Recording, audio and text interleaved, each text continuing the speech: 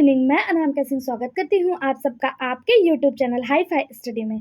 Friends, आज हम पढ़ेंगे अपने इस वीडियो में डीएनए और आरएनए। इसके पहले हम लोगों ने पढ़ा था, आपको पता होगा, आपने अगर इसके पहले का वीडियो देखा होगा तो इसके पहले हम लोगों ने जेनेटिक्स बहुत अच्छे से पढ़ा था। जेनेटिक्स क्या होता है, गुणसूत्र क्या होता है, बहुत अच्छे से पढ़ा था। उसी जेनेटिक्स के क्रम में आगे बढ़ते हुए आज हम पढ़ेंगे डीएनए और आरएनए।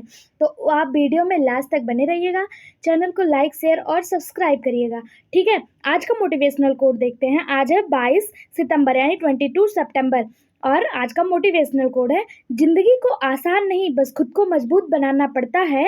जिंदगी को आसान नहीं बस खुद को मजबूत बनाना पड़ता है। सही समय कभी नहीं आता, बस समय को सही बनाना पड़ता है। मतलब अगर आप इस उम्मीद में बैठे हैं कि हमारा सही वक्त आएगा, तो वो वक्त कभी नहीं आएगा। जब आप मेहनत करेंगे, संघर्ष करेंगे, जी जान कोशिश करेंगे, तब आपका सही समय आएगा, ठीक है। अब हम शुरू करते हैं। आज हमें पढ़ना है डीएनए। डीएनए पढ़ने से पहले एक बार मैं आपको आज का कंटेंट दिखा देती हूँ। इसके पहले हम लोगों ने यहाँ तक पढ़ लिया था कि कौन से एनिमल में कितने गुणसूत्र, कितने क्रोमोसोम पाए जाते हैं, यहाँ तक पढ़ लिया था। एक बार आप विस्तार से कंटेंट देख लीजिए, कितना ही अच्छा कंटेंट मैं आप लोगों के लिए लेकर आई हूँ। अगर पसंद आता है आपको तो आप चैनल को ज़्यादा से ज़्यादा शेयर करेंगे, लाइक करेंगे और सब्सक्राइब करेंगे, जिससे मुझे भी मोटिवेशन मिलता रहे, ठीक है। ये देख लीजिए, कंटेंट बहुत अच्छे से मैं लेके आई हूँ। इसी में आपका सेल डिवीज़न भी है, आज हम सेल डिवीज़न भी पढ़ेंगे। ये कंटेंट है, ठीक है। उम्मीद है आपको पसंद आया होगा। शुरू करते हैं। आज का हमारा टॉपिक है डीएनए। देखिए, डीएनए क्या है। डीएनए का फुल फॉर्म होता है deoxy ribo nucleic acid. DNA का क्या फुल फॉर्म है, ये बेसिक सा क्वेश्चन है और लगभग कई एग्जाम में देखने को मिलता है कि डीएनए का फुल फॉर्म क्या है। तो डीएनए का फुल फॉर्म होता है डीऑक्सी राइबो न्यूक्लिक एसिड। अगर आपसे पूछा जाता है कि डीएनए में कौन सा शुगर पाया जाता है, तो डीएनए में डीऑक्सी राइबोज पाया जाता है, ठीक है। नाम से ही स्पष्ट हो रहा है, डीऑक्सी राइबो न्यूक्लिक एसिड, ठीक है।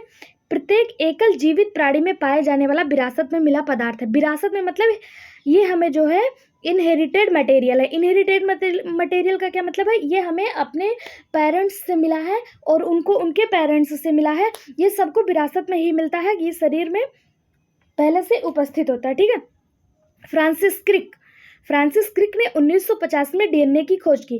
पूछा जाता है कि डीएनए की खोज किसने की, तो फ्रांसिस क्रिक ने। हाँ आते हैं, वाटसन आपके दिमाग में आ रहा होगा, वाटसन ना, तो वाटसन और क्रिक और वाटसन ने डबल हेलिक्स मॉडल दिया था, लेकिन क्रिक जो है इन्होंने 1950 में 1950 में डीएनए की खोज की थी, तथा फ्रेडरिक मीसेचर ने आरएनए की खोज की थी। अब डीएनए और आरएनए, एक टर्म यहाँ आ गया आरएनए। तो देखिए, डीएनए का full form deoxy ribose nucleic acid होता है।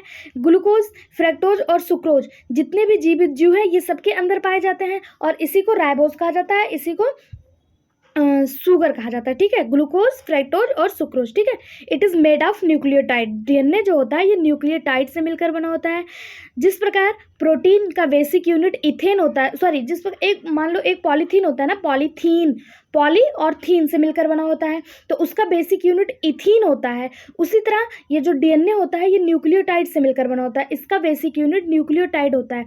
न्यूक्लियोटाइड क्या है, मैंने आपको बताया था, एडेनिन, ग्वानिन, थायमिन, साइटोसिन, बहुत अच्छे से समझाया था कि एडेनिन और थायमिन डबल बॉन्ड, ग्वानिन और साइटोसिन ट्रिपल बॉन्ड से। इसके पहले की वीडियो आपने अगर नहीं देखा है तो जाके देखिएगा, वहाँ पे मैंने न्यूक्लियोटाइड को बहुत अच्छे से बताया, ठीक है।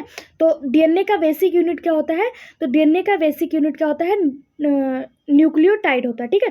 आरएनए और डीएनए दोनों का फुल फॉर्म, जैसे दोनों के फुल फॉर्म में ही शब्दों में भेद है, जैसे राइबोज न्यूक्लिक एसिड और डीएनए का होता है डीऑक्सी राइबो न्यूक्लिक एसिड, वहीं आरएनए का फुल फॉर्म क्या होता है, राइबो न्यूक्लिक एसिड, ठीक है।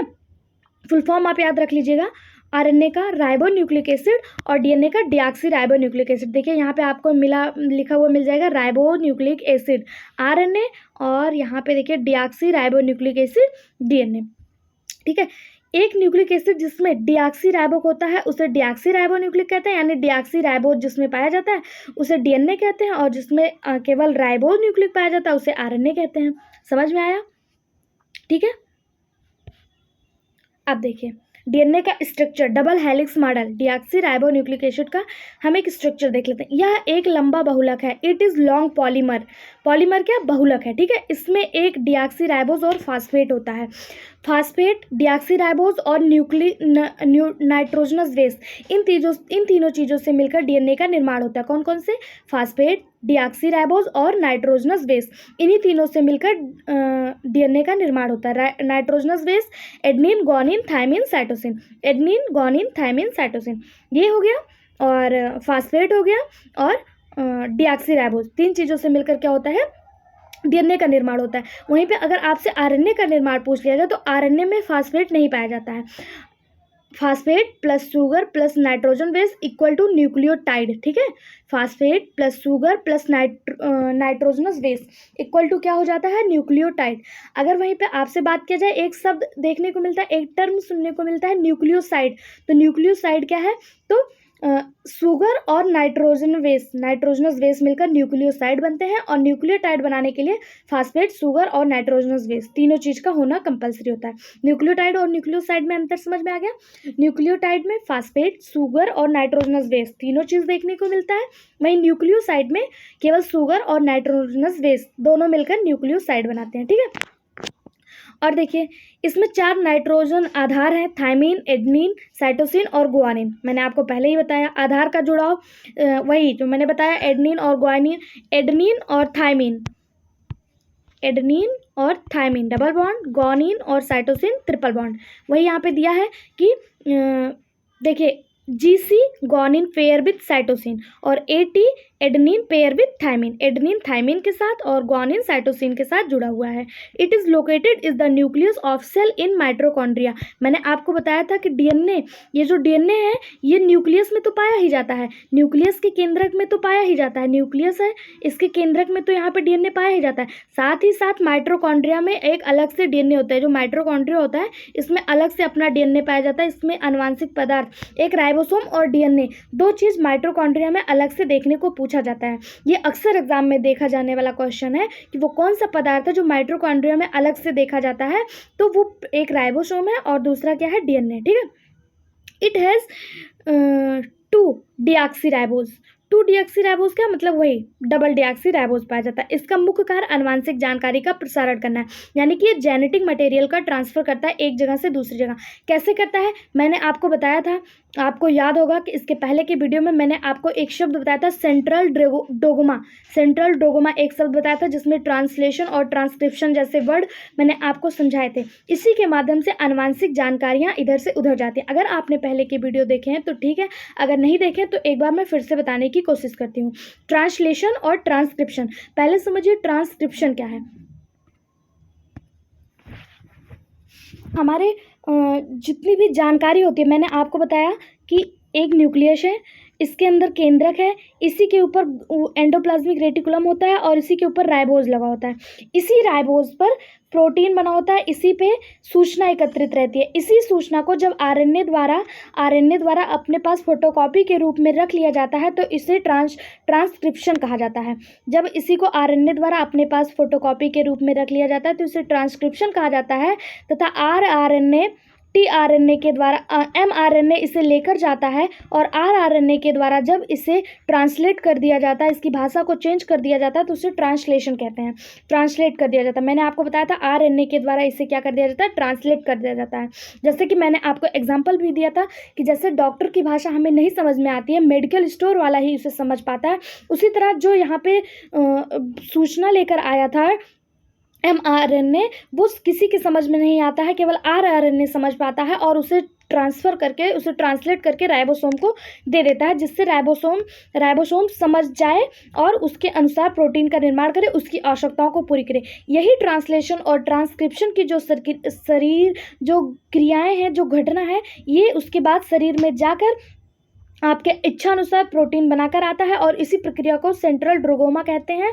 इसको बहुत अच्छे से मैंने समझाया था, यह प्रोटीन सिंथेसिस की एक प्रक्रिया होती है, ठीक है। तो यही यहाँ पे बताया गया कि यह अनुवांशिक पदार्थों का एक जगह से दूसरी जगह से परिवहन करता है, प्रसारण करता है, ठीक है।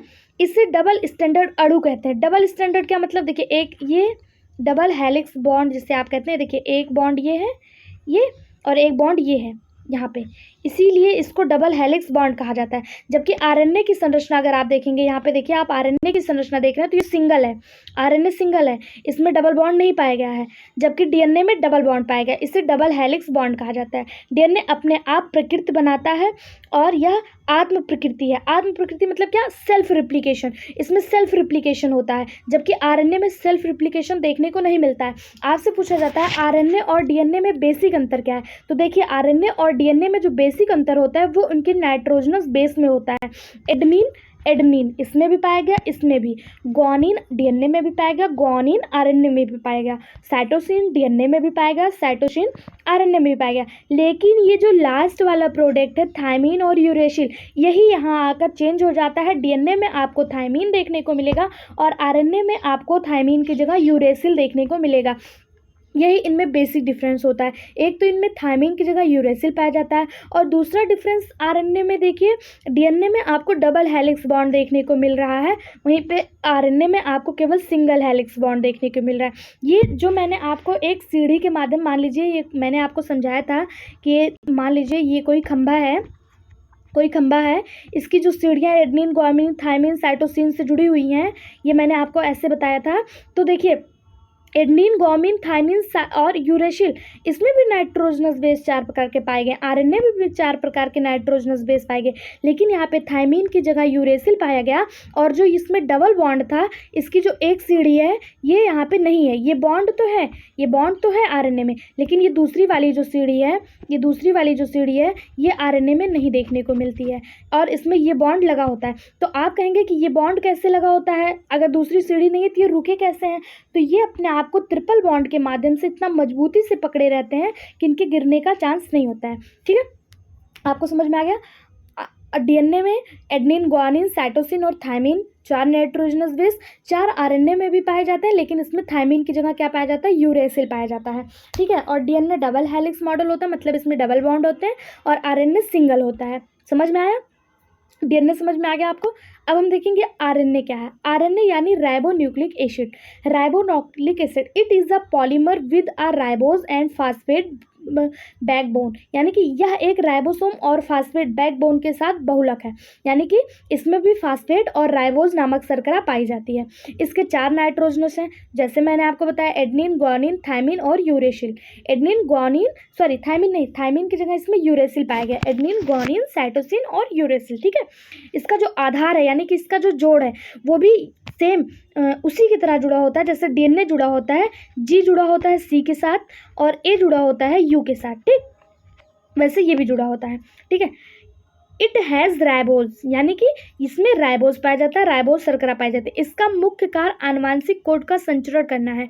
It main function to transmission of the genetic code, यानी कि जेनेटिक कोड, अनुवांशिक कोड का संचरण करना। मैंने आपको बताया था किस तरह से mRNA कॉपी करता है सूचना को, tRNA उसको ट्रांसलेशन करता है, rRNA उसको पहुंचाता है। मैंने आपको सब बहुत अच्छे से बताया। ठीक है, उसी का संचरण, वही जेनेटिक कोड का संचरण करना ही आरएनए का कार्य होता है। ठीक है, इसका यह एकल असहाय अणु है। इसमें न्यूक्लियोसाइड की एक छोटी श्रृंखला होती है, मतलब इसमें सिंगल बॉन्ड पाया जाता है। अपने दम पर नकल नहीं करता है, आवश्यकता पड़ने पर डीएनए से संश्लेषित किया जाता है, यानी डज नॉट रिप्लिकेबल। ये खुद को, जिस तरह से डीएनए खुद को रिप्लिकेट कर लेता है, डीएनए खुद का निर्माण खुद ही कर लेता है, आरएनए खुद का निर्माण खुद नहीं कर पाता है, इसको जरूरत पड़ने पर डीएनए की सहायता भी लेनी पड़ती है।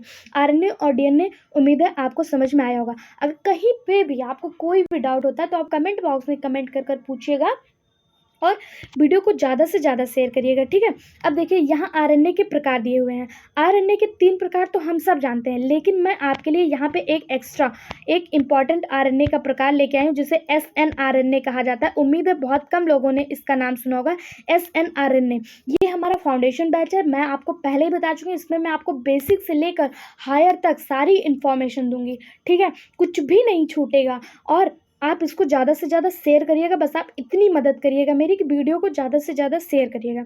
ठीक है, आरएनए के 3 प्रकार सब कोई ने सुना है, टीआरएनए, एमआरएनए, आरआरएनए। लेकिन यहाँ पे आपको एक चौथा आरएनए देखने को मिलेगा जिसे एसएनआरएनए कहा जाता है। अब देखिए ये आरएनए है क्या। टीआरएनए पहले हम देखेंगे जिसे आप ट्रांसफर आरएनए कहते हैं। ट्रांसफर आरएनए या ट्रांसलेशन आरएनए के नाम से जाना जाता है। ट्रांसलेशन करते समय राइबोज में एमिनो एसिड ले जाता है, मतलब इसका कार्य क्या होता है, ये ट्रांसलेशन का कार्य करते समय एमिनो एसिड को ले जाता है। फिर आता है एमआरएनए, यानी कि मैसेंजर आरएनए। नाम से ही स्पष्ट है कि ये मैसेंजर आरएनए है, मैसेंजर को ले जाता है, एनाकोड करता है, ठीक है। फिर आता है आरआरएनए, यानी राइबोसोमल आरएनए। आरआरएनए का क्या कार्य है, ये प्रोटीन को कैसे ले जाता है, मैंने आपको बताया है। ये प्रोटीन के साथ राइबोज का उत्पादन करता है, जो एमआरएनए के अनुवाद के लिए जिम्मेदार अंग है, ठीक है। अब देखिए यहाँ पे एक नया शब्द आपको देखने को मिल रहा है, एसएनआरएनए। अब ये एसएनआरएनए क्या है, तो आरएनए के निर्माण में यूज होने वाला आरएनए। आरएनए खुद का रिप्लिकेशन खुद नहीं करता है, मैंने अभी कुछ देर पहले आपको बताया कि आरएनए खुद का रिप्लिकेशन खुद नहीं करता। इसके रिप्लिकेशन में जो यूज होता है आरएनए, उसी को एसएनआरएनए कहते हैं। डीएनए तो खुद का रिप्लिकेशन खुद कर लेता है, लेकिन आरएनए को अपने आप को डबल करने के लिए एसआरएनए की सहायता लेनी पड़ती है। वही ये एसआरएनए की सहायता से खुद को रिप्लिकेट करता है, खुद का डबल करता है, ठीक। समझ में आ गया आपको? अगर किसी को कोई भी डाउट हो तो कमेंट बॉक्स में कमेंट करके पूछिएगा, लेकिन ज़्यादा से ज़्यादा शेयर करिएगा वीडियो, ठीक है। अब देखिए यहाँ पे कुछ आनुवांशिक विकार दिए हैं, जेनेटिक डिसऑर्डर दिए हैं कि अगर कौन से गुणसूत्र में कौन सी कमी आ जाए तो हमें कौन सा डिसऑर्डर हो जाता है, कौन सी बीमारी हो जाती है। ये याद करने वाला तथ्य है, इसमें समझने जैसा कुछ नहीं है। जो समझने लायक था वो मैंने आपको समझा दिया है। यहाँ पे याद करने वाला तथ्य है, आपको ये याद करना पड़ेगा और ये खुद से याद करना पड़ेगा कि पटाउ सिंड्रोम के लिए 13वां गुणसूत्र होता है। आपको पता है कि हमारे शरीर में कितने गुणसूत्र होते हैं, तो ह्यूमन बॉडी में 46 गुणसूत्र होते हैं, और यहाँ से जब ये डॉटर सेल में जाते हैं तो 23 जाते हैं, 23 और इस 23 में 22+1 का रहता है, +1 XY को डिनोट करता है, ठीक है। फीमेल में XX और मेल में XY ऐसे रहता है ना। और आपको बता दें कि एक मिनट, मेल को प्रदर्शित करने के लिए, मेल को जब प्रदर्शित किया जाता है तो ऐसे रहता है, तीर लगा होता है मेल में, और फीमेल में हमेशा ऐसे क्रॉस का सिंबल लगा होता है, ऐसे बना होता है, ठीक है। ये फीमेल और मेल को प्रदर्शित यानी डोनेट करने का तरीका होता है, ठीक है। तो जो इन 46 गुणसूत्र हैं, 46 जो क्रोमोजोम है 46, इनमें से जो 13वां क्रोमोजोम होता है, अगर इसमें कोई विकार आ गया, इसमें कोई प्रॉब्लम आ गई तो पटाउ सिंड्रोम जैसी समस्या शरीर में देखने को मिलती है। पटाउ सिंड्रोम के लिए कौन सा गुणसूत्र जिम्मेदार है, तो 13वां गुणसूत्र। जोड़े में 46, ये एक मिनट, ये 23 पेयर होते हैं ना, 23 पेयर होते हैं, इसमें से 13वां जो जोड़ा होता है ये जिम्मेदार होता है पटाउ सिंड्रोम के लिए।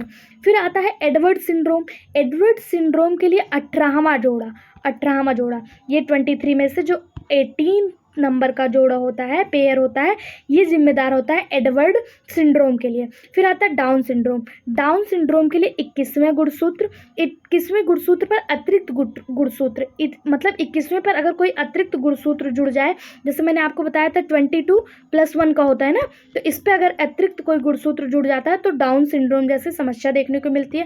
फिर होता है टर्नर सिंड्रोम क्या है, एक्स गुणसूत्र की अनुपस्थिति के कारण 45+X आ जाता है तो टर्नर सिंड्रोम होता है। इसी के द्वारा लिंग निर्धारण होता है, ठीक है, टर्नर सिंड्रोम से। फिर आता है क्लाइनफेल्टर सिंड्रोम, अतिरिक्त X गुणसूत्र की उपस्थिति के कारण क्लाइनफेल्टर सिंड्रोम। जब मैं आपको आनुवंशिक विकार, जब मैं आपको बीमारियां पढ़ाऊंगी तो एक बार मैं इसको फिर से बहुत अच्छे से बताऊंगी आपको। एक बार यहाँ पे आप देख लीजिए, फिर मैं आपको विस्तृत से बताऊंगी कि पटाउ सिंड्रोम क्या होता है, इसके क्या लक्षण है, इसका क्या मतलब कैसे पहचाना जाता है, ये सब मैं आपको बताऊंगी। लेकिन यहाँ पर एक बार आप जीन पढ़ रहे हैं, गुणसूत्र पढ़ रहे हैं, तो एक बार देख लीजिए कि गुणसूत्र से कौन कौन विकार होते हैं। बाकी जब मैं विकार पढ़ाऊंगी, डिसऑर्डर पढ़ाऊंगी, बीमारियां पढ़ाऊंगी, उसमें मैं एक बार इसको फिर से एक्सप्लेन करूंगी, ठीक है। फिर आता है जकोब सिंड्रोम, पुरुष जीन में अतिरिक्त वाई गुणसूत्र के कारण होता है जकोब सिंड्रोम। रंग अंधापन यानी कलर्ड ब्लाइंडनेस, ये 23वें गुणसूत्र पर माँ से बच्चे को पारित किया जाता है। 23वें गुणसूत्र पर जब माँ से बच्चे में विकार आ जाता है तो होता है कलर ब्लाइंडनेस। उम्मीद है इतना आपको समझ में आया होगा। यहाँ तक अगर आपको कोई भी समस्या है, कोई भी डाउट है, तो आप कमेंट बॉक्स में कमेंट करके जरूर पूछिएगा। आज की वीडियो में बस इतना ही। Thank you so much.